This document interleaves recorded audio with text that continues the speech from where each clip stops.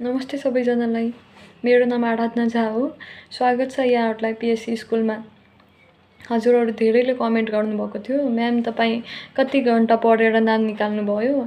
आज मैले यही सब क्वेसन्सहरूलाई एड्रेस गर्न एउटा सानो भिडियो बनाएकी छु। म आफ्नो टार्गेट सेट गर्थेँ।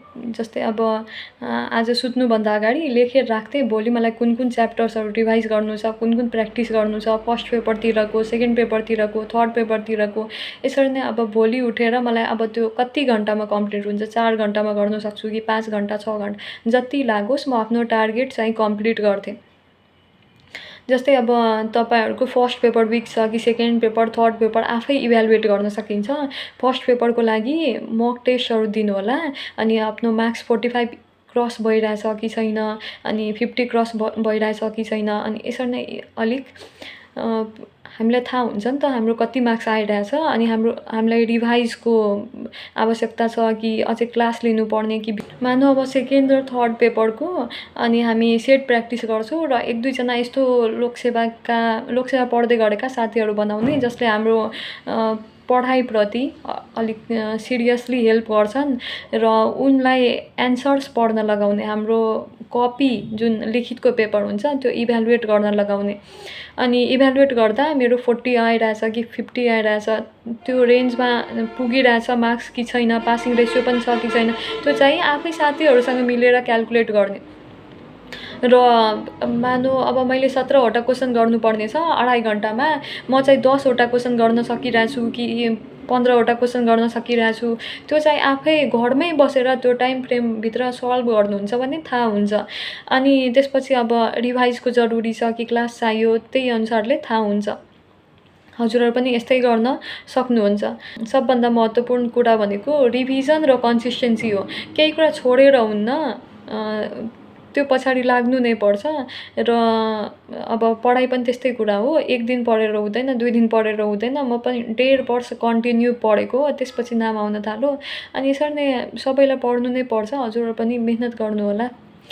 स्मार्ट स्टडी जस्तै अब फेसबुक चलाउन मन लाग्छ, मलाई पनि चलाउन मन लाग्थ्यो। अनि म चाहिँ फेसबुकतिरको नोट्सहरू, लोकसेवा रिलेटेड नोट्सहरू चाहिँ पेजेसहरू फलो गरेको थिएँ, अनि नोट्सहरू पढ्ने गर्थेँ। त्यसले मेरो रिभाइज पनि हुन्थ्यो र टाइम सेभ पनि हुन्थ्यो। अब म बुक खोलेर पढ्छु, त्योभन्दा राम्रो त फेसबुकमा पढिहाल्छु। अनि सक्दो आफूलाई डिस्ट्र्याक्सन्सहरूबाट टाढा राख्नुहोस्। जस्तै अब इन्टरटेनमेन्ट पर्पजका लागि यो टिकटक, भाइबर, इन्स्टाग्राम, स्न्यापच्याट यो सब युज नगरिदिनु होला केही दिन, अनि तपाईँको पनि नाम आउँछ। किनभने यसले हाम्रो टाइम किल हुन्छ र डिस्ट्र्याक्सन्स पनि हुने हो। त्यसैले यो सबबाट टाढा रहेर अलिक पढाइप्रति फोकस गर्नुहोला। धेरैले मलाई भन्नुहुन्छ, म्याम म पनि यही सब नोट्स पढेको थिएँ, तपाईँले जुन जुन बुक भन्नुभयो त्यही बुक्स पढेको थिएँ, तर मेरो चाहिँ नामै आउँदैन। अनि म यही भन्न चाहन्छु कि फोकस चाहिँ पुगेन तपाईँको। अब टिकटक चलाउनुहुन्छ, अलिक टाइम वेस्ट हुन्छ कि हाम्रो। अनि जस्तै अब युट्युब, मोबाइल चलाउन मन लाग्छ भने युट्युब चलाउने, त्यसमा first paper, second paper, third पेपरका भिडियोजहरूसँग घुलमिल हुने, एकदम हेर्ने, जति सक्दो हेर्ने। अनि हामी लोकसेवा रिलेटेड सराउन्डिङमा बस्यो भने अलिक हाम्रो फोकस बिग्रिँदैन, त्यसले पनि फरक पार्छ नि त। अनि एकजनाले सोध्नुभएको छ, म्याम पढ्न मन लाग्दैन कसरी पढ्ने। अब पढ्न मन लाग्दैन, मलाई पनि पढ्न मन लाग्दैन थियो, तर म यसरी सोच्थेँ, अब भोलि गएर पनि नाम निकाल्नु नै छ, अनि टाइम वेस्ट किन गर्नु, एमलेस चाहिँ किन हुनु। एम छ नै भने डिसिप्लिनमा बसेर केही दिन मेहनत गरेर निकालिहाल्नुपर्छ। हजुरहरू पनि यही सोच्नु होला। आमा बुवाको सपना पुरा गर्नु छ, आफ्नो ड्रिम फुलफिल गर्नु छ, सानैदेखि सोच्नुभएको होला, या 2 वर्ष 5 वर्षदेखि सोच्नुभएको होला। त्यसलाई फुलफिल गर्नको लागि टाइम चाहियो, र टाइम चाहिँ युटिलाइज गर्नु होला। टाइम युटिलाइज गर्नुहुन्छ भने आफै मन लागिहाल्छ। जस्तै मोबाइल चलाउनै मन लाग्यो भने युट्युब हेर्ने, फेसबुक चलाउन मन लाग्यो भने फेसबुक लोकसेवा रिलेटेड पेजेसहरू फलो गर्ने, भिडियोज हेर्ने, सरहरूसँग कन्ट्याक्टमा बस्ने। अनि यसरी नै गर्दै गयो अलिक डिस्ट्र्याक्सन्स पनि कम हुन्छ र पढाइ चाहिँ अलिक पुग्न थाल्छ। अनि रिटर्नका लागि त्यही प्र्याक्टिस गर्नु होला। सेकेन्ड र थर्ड पेपर भ्यालीभित्रै आउनु परेन। जस्तै अब कुनैको क्लास लिनुभएको छ भने इट्स ओके, लिनुभएको छैन भने पनि आफै पनि पास्ट इयर क्वेसन भएको बुक लिनु होला र त्यही अनुसारले सेकेन्ड र थर्ड पेपरको प्र्याक्टिस गर्दै जानु होला। अनि एकजनाले सोध्नु भएको छ, म्याम घरबाट प्रेसर आयो, योपालि जसरी पनि निकाल्नुपर्छ, के गर्नु? जस्तै अब प्रेसरलाई पनि पोजिटिभली लिने। घरबाट प्रेसर आइरहेछ, मलाई पनि आउँथ्यो, मैले पनि पोजिटिभली लिन्थेँ र ह्यान्डल गरेर यहाँसम्म आइपुगेँ। त्यसरी टेन्सन मान्नु पर्दैन। लाइफमा जुन बेला पनि प्रेसर त आइरहेको छ। अनि यसलाई प्रेसरलाई त्यो हाम्रो मनमा नेगेटिभली नलिने, नेगेटिभ थट्स पनि आउन नदिने, आफू पोजिटिभ भएर त्यो प्रेसरलाई स्मार्ट स्टडी, हार्ड वर्कमा कन्भर्ट गरेर परिणाम देखाउने। केही दिन अझै यसरी सोच्ने। अनि जबसम्म हुँदैन तबसम्म कसैले सपोर्ट गरिदिँदैनन्, एक दुईजना बाहेक। अनि जब भइहाल्छ अनि तपाईँको वरिपरि भिड लाग्छ मान्छेको, त्यसैले त्यसरी सोच्नु होला, पोजिटिभली लिनु होला र मोटिभेटेड बस्नु होला आफू। एकजना सोध्नुभएको छ, म्याम हेल्प गरिदिनुहोस्, नाम निकाल्न के रुटिन हुनुपर्छ? नाम निकाल्न मैले हजुरहरूको रुटिन बनाउन सक्दिनँ, किनभने आफूले आफूलाई मजाले चिनेको हुन्छ। मेरो कुन पार्ट विक छ त्यसलाई टार्गेट फिक्स गरी अनि पढ्नु होला, रिभाइज गर्नु होला, कन्सिस्टेन्ट हुनु होला, आफ्नो पढाइप्रति फोकस राख्नु होला, डिस्ट्र्याक्ट नहुनु होला। अनि रुटिन चाहिँ मेन्टेन गर्न सकिन्छ। आफ्नो टार्गेट फिक्स गर्दैमा रुटिन मेन्टेन भइहाल्छ।